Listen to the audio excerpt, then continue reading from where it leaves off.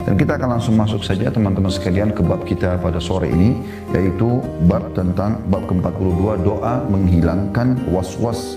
Mungkin Anda pada saat melihat di sini Anda mengatakan hanya inikah doanya? Maka jawabannya iya. Ya.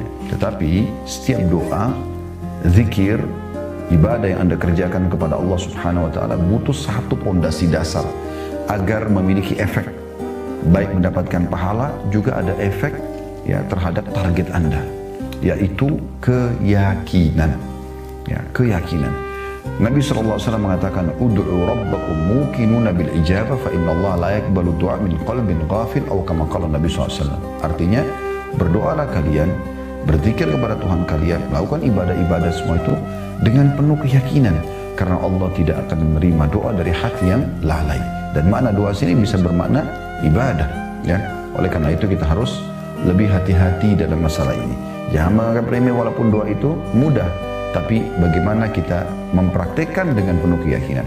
Dan di sini diangkat oleh beliau sebuah doa saja, yaitu membaca A'udzu billahi minasyaitonir rajim, yang artinya aku berlindung kepada Allah dari syaitan yang ar-rajim.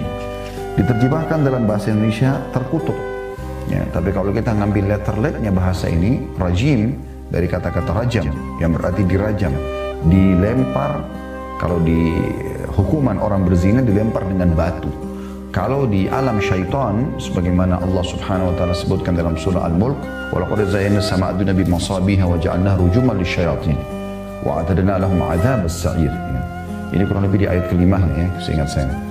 Dan kami telah hiasi langit bumi ini dengan bintang-bintang dan kami jadikannya sebagai rujuman lisyayatin, untuk menjadi bahan ya untuk merajam syaitan-syaitan itu, dan kami menjanjikan untuk mengancam mereka dengan siksa api neraka. Baik, jadi kita kalau membaca ini, Anda membaca dengan benar nggak sih A'udzubillahi minasyaitonir rajim bisa mengusir syaitan atau menghilangkan was-was, maka tidak terjadi, efeknya tidak ada. Tapi kalau Anda ikuti dengan keyakinan A'udzubillahi minasyaitonir rajim, dengan tulus, dengan ikhlas, dengan meyakini apa yang Anda ucapkan ini, maka dengan izin Allah Subhanahu wa taala pasti akan hilang. Lalu di sini dikatakan, lalu meludahlah ke sebelah kiri Anda sebanyak 3 kali.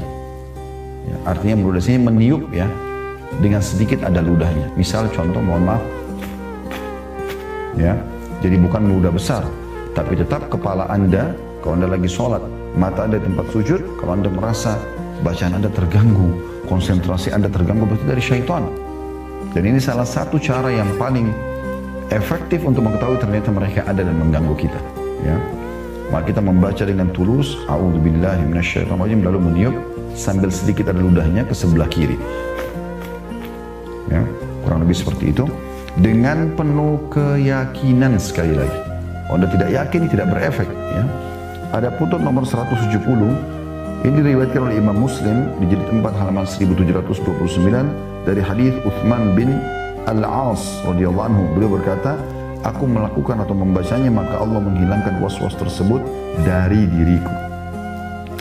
Jadi Utsman bin Al-As radhiyallahu anhu, beliau teman-teman sekalian datang kepada Nabi SAW dan mengatakan, ya Rasulullah, sesungguhnya aku terganggu dalam sholatku. Maksudnya seperti yang umumnya terjadi pada kita. Kadang-kadang baca, konsentrasi, kadang-kadang menghayal. Bahkan ada orang yang jauh sekali. Apa yang terjadi? Mereka sampai pada tingkat melupakan jumlah rakaatnya. Ya. Nah, dalam riwayat ini, Nabi SAW waktu Utsman mengeluhkan permasalahan tersebut mengatakan itu golongan syaitan yang bernama khinzib atau khanzab, ya, yang memang mengganggu orang kalau sedang sholat. Dia akan mengatakan ingatlah ini, ingatlah itu, sampai seseorang di antara kalian tidak mengingat lagi jumlah rakaatnya berapa, ya, berapa rakaat yang dia sudah kerjakan. Kalau datang kepadamu, ucapkanlah A'udzubillahi minasyaitonir rajim, lalu meniup ke sebelah kiri 3 kali dengan sedikit ada ludahnya tadi. Dan kata Utsman radhiyallahu anhu, pada saat aku mengamalkan itu, tidak ada lagi was-was itu yang datang. Nah, di sini teman-teman sekalian, kita kembali dulu ke judul ya. Dari judul ya, doa menghilangkan was-was dalam sholat. Kita akan bicara nanti panjang lebar tentang was-was insya Allah, atau sesuatu yang membuat orang bimbang dan ragu. Ya. Secara khusus dibahas dalam sholat, ini tadi hadis Utsman radhiyallahu anhu, dan juga saat membaca Al-Quran. Seringkali datang was-was. Jenis-jenis was-wasnya beda-beda. Ada was-was syaitan pada saat baru mau memulai melakukan ibadah, sholat kah, zikir kah, doa kah, baca Quran kah, atau apa saja, supaya Anda malas melakukannya. Itu was-was yang pertama yang ditanamkan oleh syaitan. Ragu-ragu, kayaknya nanti aja deh, tunda, atau ya sudahlah, ya seperti gitu. Jadi Anda malas. Maka cara efektif lawan. Ya, kalau Anda sedang diserang, cara terbaik pertahanan adalah menyerang balik. Begitu yang terbaik dalam ilmu bela diri. Begitu juga dengan menghadapi syaitan. Pada saat Anda sedang diserang dengan bisikan-bisikan agar Anda malas beribadah, malas memulainya, maka lawan. Justru Anda lakukan pada saat itu. Ambil Al-Quran, baca. A'udzu billahi minasyaitonir rajim. Bismillahirrahmanirrahim. Anda langsung zikir, subhanallah, walhamdulillah, wa la ilaha illallah, Allah. Anda lanjutkan zikir Anda, wirid yang biasa Anda lakukan, istighfarkah, salawatkah kepada Nabi SAW. Anda langsung berdoa, angkat tangan ke langit. Justru pada saat ada was-was datang, antara azan dan iqamah ada kesempatan Anda berdoa. Syaitan bisikin, nanti aja, masih panjang waktunya. A'udzubillahi minasyaitonir rajim. Langsung Anda baca pada saat itu. Anda mau sholat, malas, mau sholat duha, mau sholat apa saja, langsung Anda mengatakan a'udzubillahi minasyaitonir rajim, lalu Anda sholat, kerjakan ibadah tersebut. Ya, itu sebelum Anda kerjakan. Was-was yang datang pada saat Anda kerjakan, karena syaitan tidak bisa menjelma depan Anda lalu mencekik Anda, melarang Anda sholat misalnya, atau melarang Anda bersedekah, atau berzikir, atau berdoa. Syaitan tidak bisa lakukan itu. Dia hanya bisa membisikkan, menanamkan was-was tadi, ya, bisikan-bisikan yang membuat Anda ragu untuk melakukannya atau malas melakukannya. Nah, di saat Anda melawan itu, Anda tetap melakukan sholat, Anda tetap berzikir, Anda tetap bersedekah, Anda tetap haji dan umrah, Anda tetap bakti sama orang tua, Anda tetap berdoa antara azan dan iqamah dan seterusnya. Maka ada tahap was-was setelahnya, yaitu was-was yang datang membuat Anda jadi tidak konsentrasi. Nah, ini yang terjadi pada riwayat Utsman radhiyallahu anhu. Karena beliau tetap sholat, akhirnya was-wasnya datang. Was-was di sini berarti datang bisikan-bisikan dari syaitan untuk membuat Anda tidak konsentrasi. Nah, di saat itu sama jawabannya. Anda lawan, justru Anda konsentrasikan. Anda harus tanamkan dalam diri Anda perasaan menyesal kalau sampai ada bacaan ataupun gerakan yang Anda tidak hadir dalam sholat itu. Karena pada saat Anda mengatakan Bismillahirrahmanirrahim, Alhamdulillahi Rabbil Alamin, Ar-Rahmanir-Rahim, Maliki Yaumiddin, Anda hadir nih. Begitu Iyyaka na'budu wa iyyaka nasta'in, syaitan bisikin, ingatin pekerjaan, ingatin untung perusahaan, ingatin permasalahan, ingatin pertengkaran dengan orang, ingatin romantis dengan pasangan dan segala macam. Maka Anda kadang-kadang Iyyaka na'budu wa iyyaka nasta'in sudah setengah konsentrasinya. Ihdinas siratal mustaqim, mungkin Anda sudah terbawa dengan arus bisikan tersebut. Nah, di sini di saat awal datang itu, maka Anda harus segera melawannya. Lawan dengan sederhana, tolak saja. Tetap, bahkan saya sering bahasakan dalam cara pada saat berbagi cara khusyuk dalam sholat. Walaupun sholat sir, kecilin suara, Anda dianjurkan tetap mengeluarkan suara. Sir artinya mengeluarkan suara, ya, bukan menghilangkan suara. Sholat duhur dan asar misalnya, tetap Anda baca Bismillahirrahmanirrahim, Alhamdulillahirrahmanirrahim. Yang Anda dengar sendiri, jangan ganggu orang di sebelah. Itu namanya sholat sir, kecilin suara, bukan hilangin suara. Anda hilangin suara, ya. Plus lagi Anda melanggar sunnah Nabi yang lain. Nabi SAW memerintahkan agar mata melihat ke tempat sujud. Kata Nabi SAW, Allah akan terus memandang wajah seorang hamba selama matanya ke tempat sujudnya. Tapi Anda tentang itu, bisikan syaitan, was-wasnya, Anda tutup mata. Sudah baca dalam hati, tutup mata. Gelap lagi, dingin lagi, Anda bisa tidur. Ya, dengan sangat mudah Anda dikalahkan oleh syaitan. Mirip sama musuh Anda. Ya. Apa yang terjadi? Di saat musuh membisikkan Anda, mengelus Anda, ya, melalaikan Anda, lalu Anda tidur, Anda dengan mudah dibunuh oleh dia. Ibaratnya begini, pada saat kita menghadapi syaitan, kita lagi dengan alat perang kita, pedang, perisai, segala macam, ingin duel. Ya, dia pun sudah seperti itu. Apa yang harus terjadi? Anda serang dia. Bagaimana menyerang syaitan? Dengan memperbanyak ibadah, memperdalam ilmu agama. Itu adalah Anda sedang menyerang syaitan. Karena Anda makin faham agama, Anda jadi makin jauh dari gangguan-gangguan dia. Anda makin kuat bentengnya. Ilmu agama, iman, itu semua amal soleh yang Anda kerjakan, sibuk. Pokoknya Anda paksakan diri dalam hal itu, maka membuat dia tidak bisa berbuat apa-apa. Ya, itu berarti Anda menyerang dia. Atau Kalau Anda vakum, maka minimal Anda menangkis, gitu kan? Anda menangkis dengan cara misalnya Anda menolak, ya. Pada saat dia bisikan atau diajak, Anda menolak itu. Anda menolak itu, ya. Karena dengan Anda menolak itu, maka secara otomatis, ya, Anda akan aman. Anda nolak, walaupun ada was-wasnya datang, tapi awal saja. Tapi awal saja, ya. Tetapi hanya awal saja. Nah, ini poin yang perlu untuk digaris bawahi, ya. Kemudian teman-teman sekalian, kalau Anda sudah berhasil tidak memberikan kesempatan pada syaitan di saat Anda sholat, tetap Anda merasa rugi nih kalau seandainya bacaan atau gerakan saya ada yang hilang, maka nanti di hari kiamat saya akan terima pahala yang kurang, maka dengan sendirinya Anda akan lebih hati-hati dan Anda akan lebih konsentrasi dalam mengerjakan ibadah tersebut. Anda coba praktikin pelan-pelan, insya Allah, maka Anda akan lihatkan atau menemukan hasilnya. Nah, ini dalam sholat. Begitu juga dalam ibadah yang lain, semuanya sama. Bersedekah, awal mau kerjakan, dibisikin supaya jangan lakukan. Pada saat Anda sudah kerjakan, dibuat was-was Anda. Pada saat Anda sudah tetap, saya mau sedekah, ya. Di saat Anda pegang uang, maka syaitan akan membisikkan Anda. Di saat Anda punya 50.000 atau 100.000, syaitan akan mengatakan 50.000 aja deh. Kalau ada lebih kecil, Anda tetap sedekah tapi jumlahnya jadi kecil. Itu juga termasuk was-was. Justru saat itu lawan, keluarkan yang 100.000. Nah, itu resep yang sederhana untuk menghilangkan was-was ini dalam semua ibadah, termasuk sekarang misalnya kami lagi umrah atau haji. Berapa banyak orang yang punya kemampuan, ada waktu, ada harta, ada kesehatan, tapi nggak mau berangkat, alasannya pandemi. Apa yang mau ditunggu? Kalau Anda pergi umrah dan haji di masa pandemi seperti ini, pahalanya akan beda dibandingkan Anda umrah dan haji di masa tidak ada pandemi. Karena cobaannya lebih berat. Ya, kata Nabi SAW, Inna idhamal ajri ma'idhamal bala. Besarnya balasan pahala sesuai dengan besarnya kadar cobaan, gitu kan? Beda pahalanya orang yang sholat subuh di Indonesia, yang gerimis sedikit masih bisa pakai payung, dengan orang di Rusia yang minus 10, minus 20, salju, tapi mereka pergi ke masjid. Beda pahalanya, karena lebih besar cobaannya, ya. Beda pahalanya di saat Anda meninggalkan zina, riba, dengan sendirinya Anda mau tinggalkan, tidak ada godaannya. Dengan orang yang sedang digoda oleh lawan jenisnya, orang yang sedang ada penawaran besar dengan riba, tapi dia tolak, di sini lebih besar pahalanya. Nah, ini poin juga yang perlu digarisbawahi, insya Allah. Dan agar Anda bisa, insya Allah, meninggalkan semua ini, Anda akan kita sebutkan di kiat-kiat untuk menghilangkan was-was tersebut.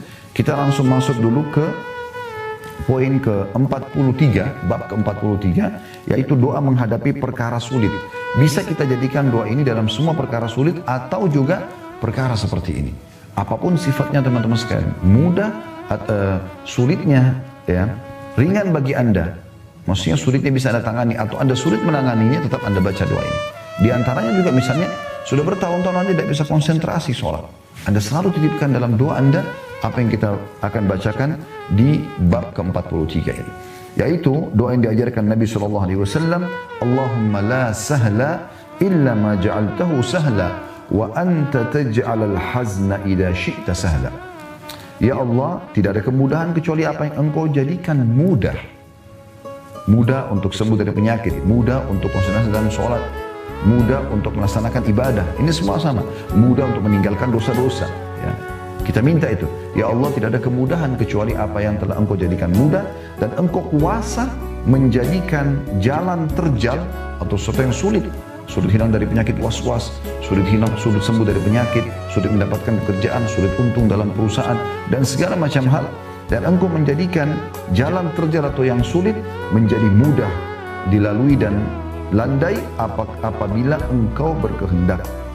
Ada footnote nomor 171 diriwayatkan oleh Ibnu Hibban dalam Sahihnya nomor 2427 dan Ibnu As-Sunni nomor 351.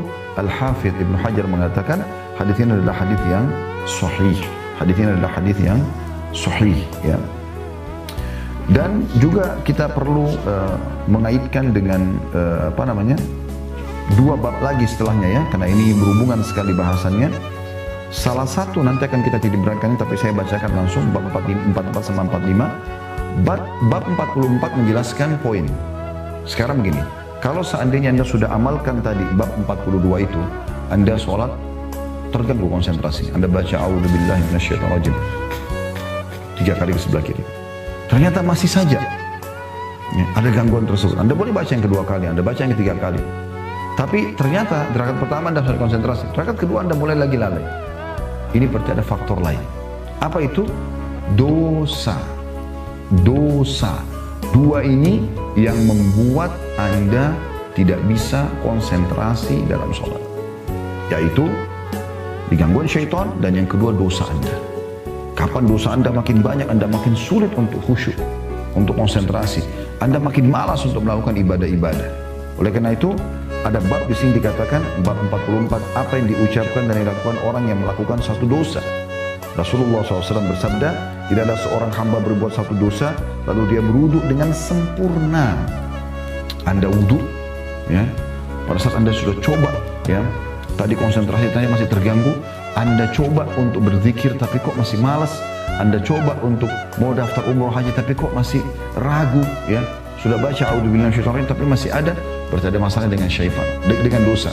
Selain syaitan ada dosa, karena dosa ini adalah senjata syaitan. Kalau Anda melakukan pelanggaran agama, ya, berarti Anda diambang, ya, hukuman Allah Subhanahu wa taala. Maka dengan itu syaitan bisa meraih Anda, ya.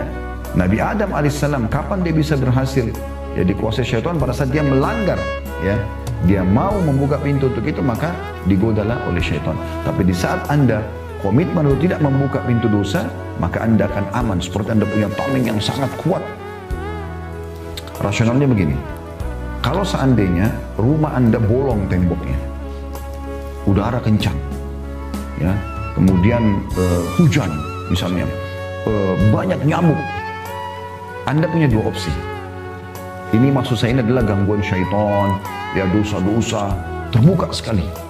Dalam depan Anda ini terbuka peluangnya, terbuka pintu-pintunya. Bagaimana caranya? Ada dua cara. Yang pertama kurang efektif, dan Anda pasti kena efeknya. Yang kedua efektif sekali.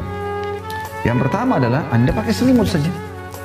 Anda bungkus diri Anda saja. Ya. Hujan masuk, angin kencang, nyamuk banyak, tapi Anda cuma mau selamatkan diri Anda saja. Dengan, ya, dalam keadaan yang sangat sederhana. Ini tidak efektif. Walaupun Anda bisa lakukan itu. Seperti sebagian orang, sudahlah, nggak apa-apa. Ya, udah dosa-dosa dikit, nggak apa-apa. Nah, gitu ya. Cara yang efektif adalah yang kedua. Gimana caranya? Tutup tembok itu, saudaraku. Tutup, beli batu bata, semen, tutup. Artinya, tutup semua kantong-kantong dosa itu. Tutup semuanya. Anda lebih tahu dosa yang Anda lakukan dalam keseharian. Tutup pintunya, tutup, selesai. Nggak perlu Anda pakai selimut, Anda aman dari semuanya langsung. Ya, angin kencangnya, badainya, ya, hujannya, ya, nyamuknya. Anda aman. Anda bahkan tidak pakai selimut pun aman dalam rumah. Itu yang penting. Banyak orang di antara kita masih membuka pintu-pintu dosa yang akhirnya membuat mengganggu semua ibadah dia. Mengganggu konsentrasi dalam ibadah. Jadi malas orang ibadah dengan dosa itu. Kenapa Anda tidak bisa menangis pada saat baca Quran? Kenapa Anda tidak betah membaca Al-Quran sampai sekian juz dalam satu kali duduk? Kenapa Anda tidak tenang untuk mengunjungi orang tua Anda, duduk berlama-lama dengan mereka pada saat Anda berbakti? Dan semua jenis ibadah Anda malas sekali untuk berlama-lama di situ. Karena ada dosa. Dosa ini membuat Anda jadi malas untuk mengerjakan semua itu. Kalau Anda bersihkan dosa-dosa itu, Anda tutup itu, Anda tobat, Anda tutup. Selesai urusannya. Zina, riba, dusta, gunjing, fitnah, semua ini. Apa saja. Hilangkan. Saya mau berubah, saya tobat nasuha.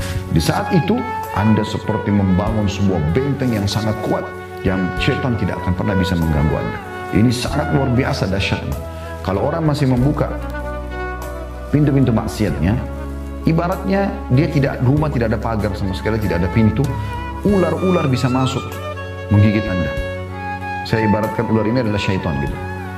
Tapi di saat Anda mulai beribadah, walaupun Anda masih beribadah, ya, malas-malasan, Anda sudah mulai punya pintu, tapi masih dari kayu yang rapuh.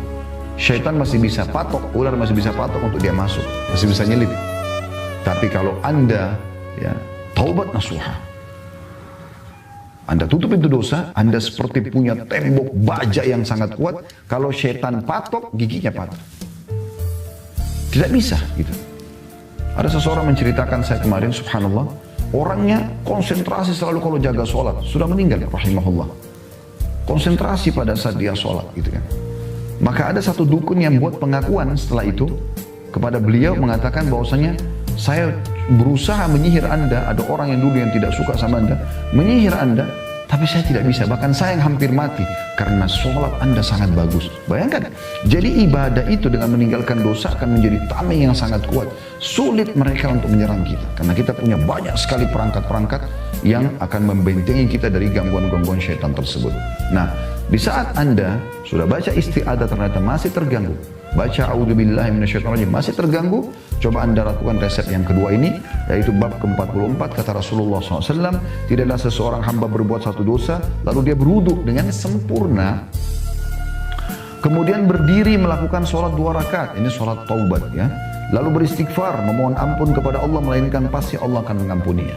Ingat, dengan penuh keyakinan Anda wudu, Anda sholat 2 rakaat antara Anda sama Allah. Cari tempat yang paling tertutup di kamar tidur Anda, sholat antara Anda sama Allah. Jauh dari riak, jauh dari pujian orang, jauh dari pandangan orang. Anda sholat ikhlas. Ya Allah, saya ingin sholat taubat ini, Allahu Akbar. Anda sholat 2 rakaat, sholat seperti biasa aja. Setelah salam Anda tutup mata Anda istighfar dengan tulus. Astaghfirullahaladzim, alladzi la ilaha illa wal hayyul qayyum wa atubu ilaih. Astaghfirullah alladzi la ilaha illa huwal hayyul qayyum wa atubu ilaih. Astaghfirullah alladzi la ilaha illa huwal hayyul qayyum wa atubu ilaih. Anda kalau baca ini, kata Nabi SAW, siapa yang baca ini 3 kali, diampuni dosanya walaupun lari dari medan perang. Walaupun dosanya sebanyak pasir di muka bumi, diampuni dosanya. Walaupun dosanya sebanyak buih di lautan, dimaafkan semuanya. Anda tulus. Maka dengan bersih dosa itu, Anda tobat nasuha kepada Allah SWT, Anda coba minta agar Allah tolong. Setelah itu Anda tetap konsentrasi untuk tidak lagi terjerumus dalam dosa yang sama. Anda berubah, apapun perkataan lingkungan Anda, teman-teman Anda mengatakan, iya saya sudah berubah, saya tobat. Oh kamu alim ya, kamu gini ya, iya gak masalah. Anda harus jawab itu ya. Maka dengan seperti itu insya Allah Anda akan aman ya. Dan ini penting sekali. Kemudian ada poin ke-45 ya, bab ke-45, doa untuk mengusir syaitan dan segala bisikannya. Ini ada hubungannya dengan bahasan kita. Yang pertama, beristi'adzah, memohon perlindungan kepada Allah SWT dari keburukan syaitan, sebagaimana sudah kita jelaskan tadi. A'udzubillahi minasyaitonirrajim. Ini semua keadaan ya. Bisikan untuk malas mengerjakan ibadah, atau memecahkan konsentrasi pada saat sedang ibadah, atau bisikan untuk mengerjakan dosa, atau sedang berbuat dosa lalu kemudian Anda ingin mengulanginya. Semua baca ini. Kemudian ini diriwayatkan oleh Abu Daud jadi 2 halaman 86, Tirmidzi jadi 2 halaman 257, dan disahihkan oleh Syekh Albani dalam Sahih Abi Daud jadi 1 halaman 283. Kemudian yang kedua, mengumandangkan azan. Ya, mengumandangkan azan. Jadi azan ini ya, dalam sebuah hadis yang sahih dijelaskan, kalau syaitan mendengarkan azan maka dia akan lari sampai ke tempat yang tidak terdengar azan tersebut. Ya, kalau azan sholat dikumandangkan gitu. Dan pada saat selesai azan dia akan kembali menggoda orang yang mau sholat. Pada saat diiqamahkan sholat, maka dia kembali lagi untuk menggoda, dia kembali lari, kemudian dia akan kembali setelah iqamah selesai lalu dia menggoda orang yang sedang sholat. Dan ini diriwayatkan oleh Abu Daud jadi 1 halaman 206, Tirmidzi meriwayatkan juga ya, riwayat ini, dan juga dalam Sahih Tirmidzi yang ditulis oleh Syekh Albani atau ditelusuri hadisnya jadi 1 halaman 77. Kemudian yang ketiga, membaca zikir-zikir dan membaca Al-Quran. Diriwayatkan oleh Imam Muslim jadi 1 halaman 291, Imam Bukhari jadi 1 halaman 151. Artinya membaca zikir-zikir yang lain, teman-teman sekalian, yang sifatnya ya memang bisa membantu kita. Misalnya kita memohon, ya Allah tolong selamatkan saya dari gangguan syaitan ini. Ya Allah, hati hamba selalu was-was, hati hamba selalu malas untuk beribadah, malas berzikir ibadah, malas bersyukur kepadamu, selalu kufur, lisanku berbuat dosa ya Allah, mataku melihat yang haram, telingaku dengar yang haram, tanganku menjamah yang haram, kakiku melangkah pada yang haram, tolonglah aku ya Allah. Jadi sebutkan doa-doa itu, mohon kepada Allah Subhanahu wa taala, mohon kepada Allah Subhanahu wa ta'ala. Dan kita tutup teman-teman sekalian bacaan buku ini ya. Kita akan kembali ke bahasan kita insyaAllah, yaitu bab ke-46 bab ke-46 doa pada saat terjadi sesuatu yang tak diharapkan atau di luar kehendak. Nah ini misalnya Anda melakukan perbuatan mengikuti waswas syaitan tersebut, maka Anda baru sadar gitu ya, sudah terjadi. Nah, setelah dilakukan, bagaimana Anda menyelamatkan diri supaya Allah SWT mengembalikan Anda, ya, menerima Anda sebagai hambanya yang patuh, maka Anda membaca qadarallahu wa ma syaa fa'al. Ya. Ini adalah takdir Allah dan apa yang dikehendakinya pasti akan terjadi. Ya, pasti akan terjadi. Ada putun nomor 176, Rasulullah SAW bersabda, orang mukmin yang kuat adalah lebih baik dan lebih Allah cintai daripada orang mukmin yang lemah, dan pada masing-masing dari keduanya sama-sama ada kebaikan. Bersungguh-sungguhlah meraih apa yang bermanfaat bagimu, lalu mohonlah pertolongan kepada Allah dan jangan lemah. Bila sesuatu menimpamu maka jangan berkata seandainya aku melakukan ini dan itu.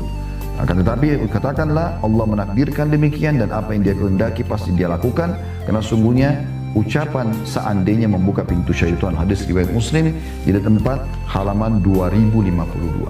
Ya, jadi sampai sini teman-teman sekalian kurang lebih dari bab ya 42 tadi sampai ke bab 46 adalah satu rangkaian bahasan. Jadi Anda kalau melakukan satu kesalahan pada Allah SWT, maka Anda merasa bersalah, Anda mengatakan kalau Allahumma sya'fa'al, kemudian Anda ikuti dengan sholat taubat ya, istighfar kepada Allah, lalu kemudian Anda mulai memaksakan diri untuk ibadah kepada Allah Subhanahu wa taala. Insyaallah ke depan kita akan lanjutkan di bab 47. Ini sudah doa yang berbeda, yaitu ucapan selamat bagi orang dikaruniai anak dan jawaban untuk yang mengucapkannya. Baik, kita akan masuk teman-teman sekalian ke bahasan lagi tentang masalah was-was ya. Bagaimana kita memahami poin ini teman-teman sekalian. Was-was ini ya, Allah Subhanahu wa taala sebutkan dalam surah An-Nas ya. Anda sudah hafal, alladzi yuwaswisu fi sudurin nas.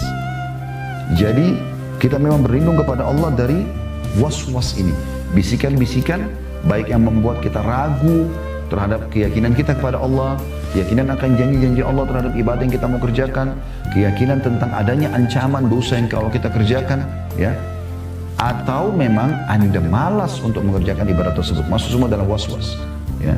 Alladzi yuwaswisu fi sudurin nas, yang banyak terbisikkan di dalam hati manusia. Jadi dalam hati dia ya. Lalu Allah bilang apa? Perhatikan bisikan dari mana? Minal jinnati wan nas, dari jin dan manusia. Perhatikan ya. Jadi tidak selamanya bisikan itu dari syaitan jin, tapi ada syaitan manusia.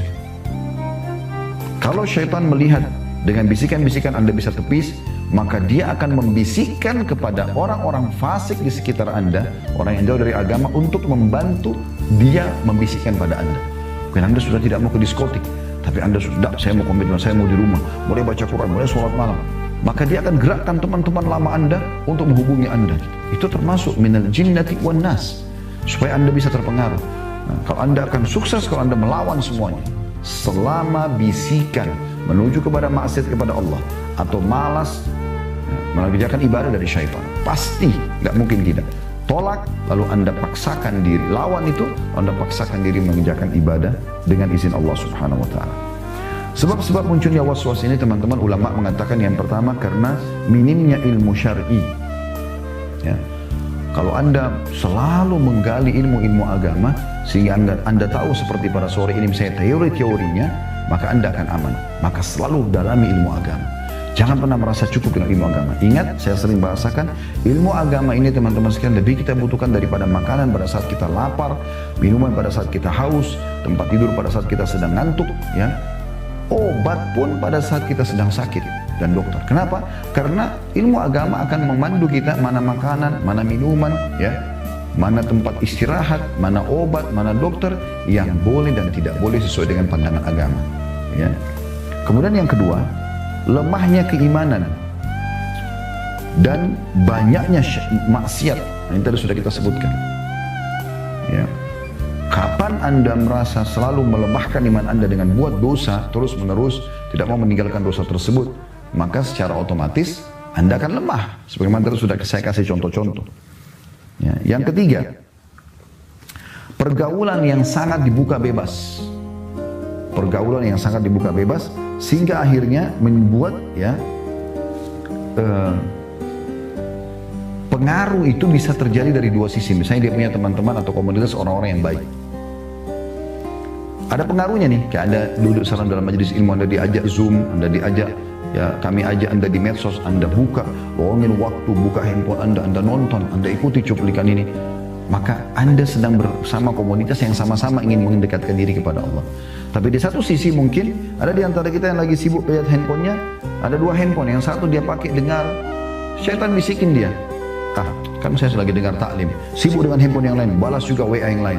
Maka syaitan sudah pecah konsentrasi. Tidak mungkin teman-teman bisa bertemu dua hal ini dalam satu hati seorang hamba.